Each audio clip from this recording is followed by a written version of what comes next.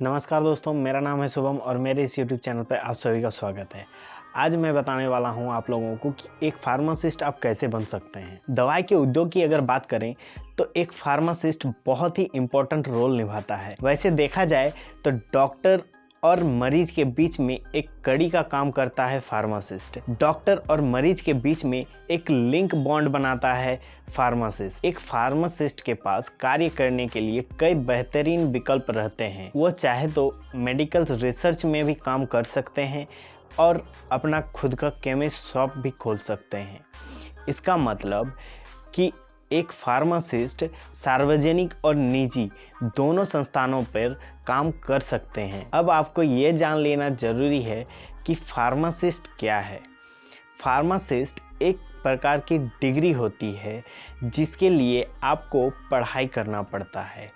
इसमें आप diploma, bachelor, doctorate इस प्रकार की डिग्री करके आप एक फार्मासिस्ट के रूप में कार्य कर सकते हैं। इतना ही नहीं, आप पढ़ाई करने के बाद आपको रजिस्टर्ड कराना पड़ता है कि आप एक फार्मासिस्ट बनने के लिए एलिजिबल हैं। तब जाके आप एक रजिस्टर्ड फार्मासिस्ट के रूप में कार्य कर सकते हैं। एक फार्मासिस्ट दवाइयों के अरेंजमेंट से लेकर डिस्ट्रीब्यूशन तक के कार्य को संभालने के लिए सक्षम होते हैं। आप फार्मेसी की पढ़ाई किसी सरकारी या गैर सरकारी संस्थानों से कर सकते हैं। अब जान लेते हैं कि फार्मेसी करने के लिए एलिजिबिलिटी क्राइटेरिया क्या क्या होते हैं। फार्मासिस्ट की पढ़ाई करने के लिए आपको एलिजिबिलिटी के तौर पे साइंस स्ट्रीम से आप 10+2 पास कर चुके हैं, तभी आप इसकी पढ़ाई आगे जारी रख सकते हैं। 10+2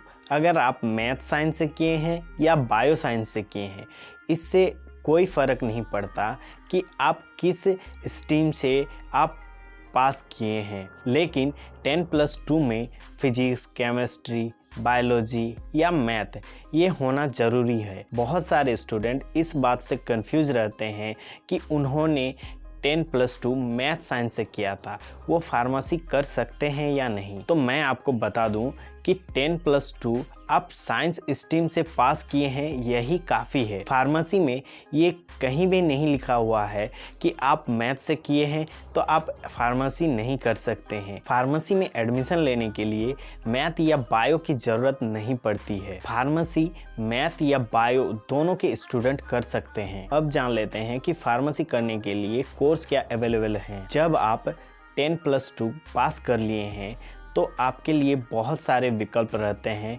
कि आप फार्मेसी के बहुत सारे कोर्स में एडमिशन ले सकते हैं। इसमें आप डिप्लोमा, डिग्री या डॉक्टरेट के लेवल की पढ़ाई कर सकते हैं।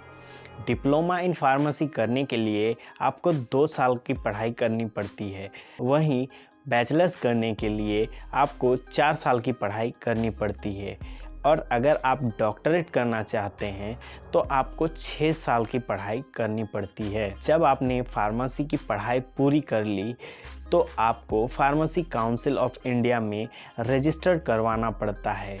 अब उनको दिखाना पड़ता है कि आपने ये पढ़ाई की है और आप एक रजिस्टर्ड फार्मासिस्ट बनने के लिए बिल्कुल काबिल हैं। फिर फार्मेसी काउंसिल से आपको अप्रूव दिया जाता है, तब जाके आप एक रजिस्टर्ड फार्मासिस्ट कहलाते हैं। आशा करते हैं कि आपको वीडियो पसंद आया होगा, कुछ नया जानने को मिला है। अगर कुछ नया जानने को मिला है तो वीडियो को please like, share and subscribe जरूर कीजिएगा।